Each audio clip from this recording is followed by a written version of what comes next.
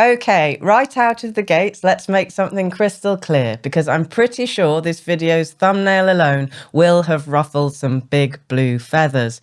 Firstly, and blindingly obviously, every sexual encounter in your marriage should always involve the willing consent of both partners, and every sexual act should be performed by choice as an act of love and never ever due to coercion, pressure, or fear.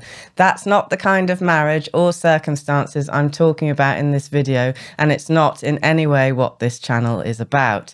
Secondly, this video is deliberately ungendered because I have several female clients and many female followers who are suffering in sexless marriages, and to exclude them from this particular discussion would be unfair.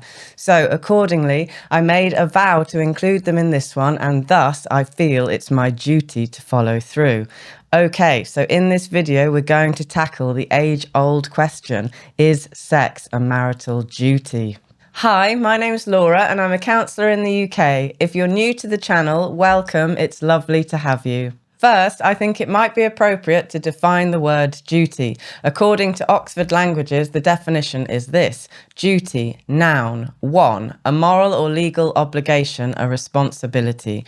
2, a task or action that one is required to perform as part of one's job.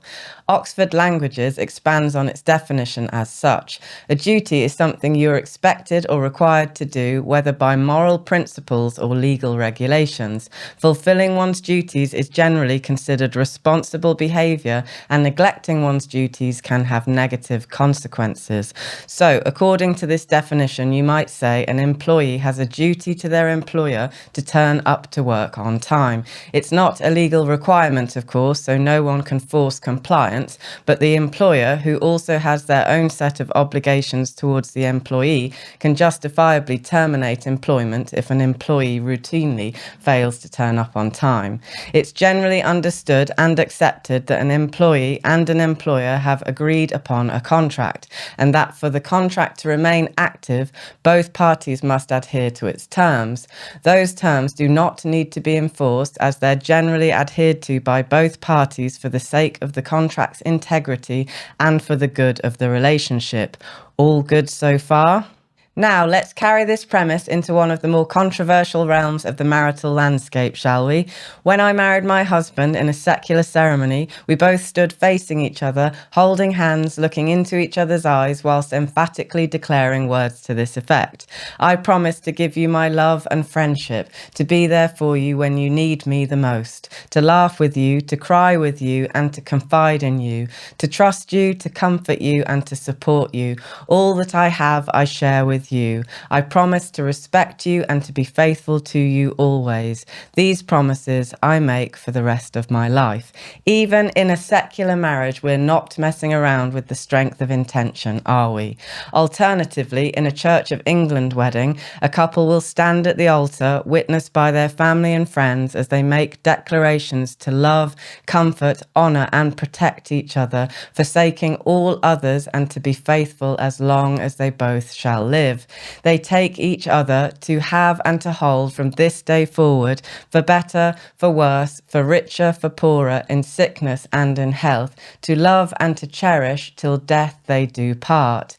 They vow to each other, with my body I honour you, all that I am I give to you, and all that I have I share with you. In the presence of Almighty God they make these vows. Again, serious stuff. And these vows, these solemn promises, are in essence a lifelong moral contract, the terms of which, like any other contract, both parties are expected to uphold in order for the contract to stand.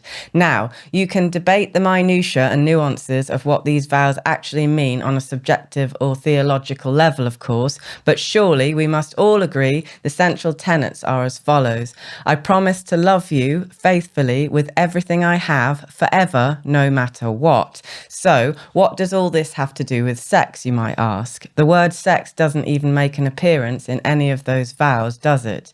You could argue it's strongly implied in the Christian vows, but the secular promises are more widely open to interpretation. But here's a well-established fact which I humbly suggest you consider.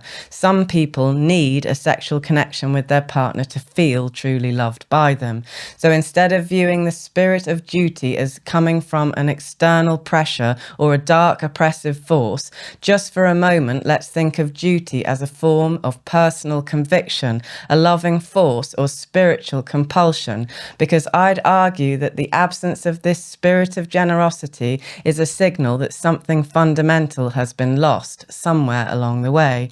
If your spouse is upholding the marital vows they made to you and they tell you that they need a sexual connection with you in order to feel loved, yet you feel no sense of duty to extend yourself to meet them there, then something needs attention. To love someone who desires a sexual connection requires that a sexual connection be made available to them, made available, willingly, from a place of love and compassion. There's no dark force at play in this dynamic, no oppression in sight. This is just good old-fashioned love and reciprocity in action. A sense of duty comes from within. It's not something that can be forced upon you or faked by you. It's an authentic feeling, a compulsion to act a certain way.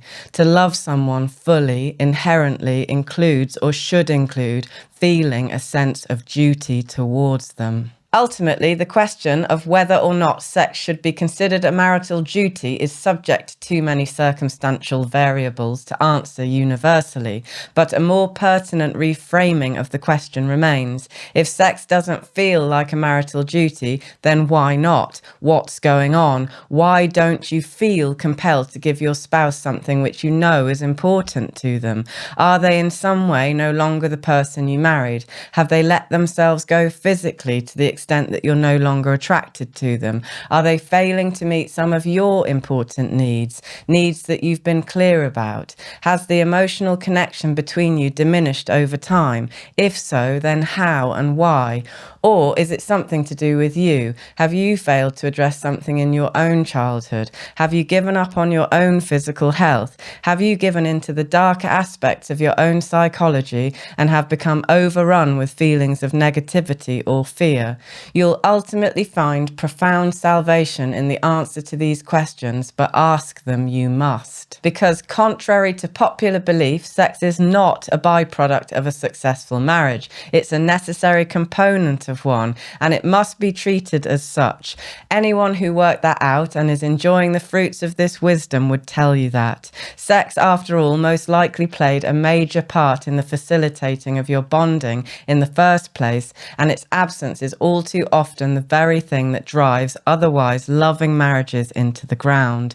If you want your marriage to work, then it will require that certain ingredients are present, and usually sex is one of them. And to be clear, I'm not talking about what's commonly referred to as duty sex.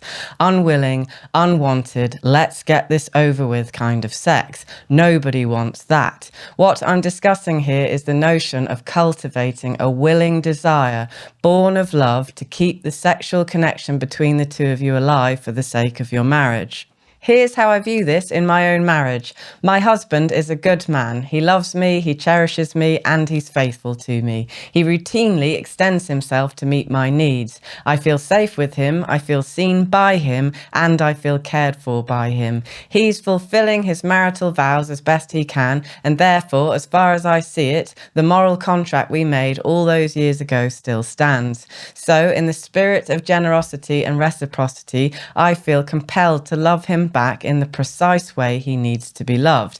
I have a duty of care towards my husband and his needs, and that includes a personal obligation to keep the sexual connection with him alive. I don't know why the word duty has so many negative connotations when it comes to marriage. To me, it's a word that's synonymous with honor, integrity, generosity, and kindness of spirit. To me, it's crystal clear there's wisdom in performing one's duties for the common good. Moreover, to carry out those duties well and with grace and goodwill.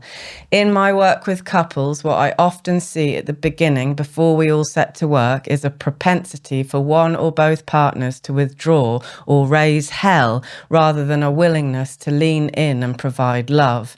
If our marriages are like houses, too many people seem hell-bent on watching them burn to the ground, hose in hand, whilst proclaiming it's not their job to douse the flames because because why should they have to? No one will give an inch. Neither party is willing to extend themselves, and it's always justified, always the other spouse's fault. Like squabbling, self-seeking children, they endlessly defend their positions, justifying why they shouldn't have to show care, seemingly ambivalent and unmoved by the devastation unfolding before them. Sometimes I think we've forgotten the basic principles of maturity. I wonder, have we more or less forgotten how to love?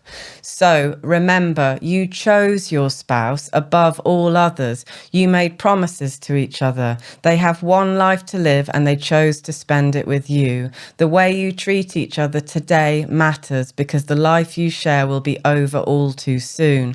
One of you will be the first to go and that life will be over. The jobs, the cars, the money, the house extensions, and all your petty squabbles will mean nothing. In the final analysis, all that counts will be the legacy and quality of the relationship you had the courage and moral fibre to create. That's a burden one must take seriously, and so to that aim, I would urge you to allow yourself to feel obligated to give them the very best of yourself that you possibly can. That, after all, is your duty. If you enjoyed this video, and I hope that you did, then you might also enjoy this one, where I discuss why a sexual marriage is a healthy marriage. Please leave a comment to let me know what you think, and consider subscribing if you enjoy these kinds of conversations. Thanks for watching. I'll see you in a couple of weeks. In the meantime, to yourself and to others, tell the truth.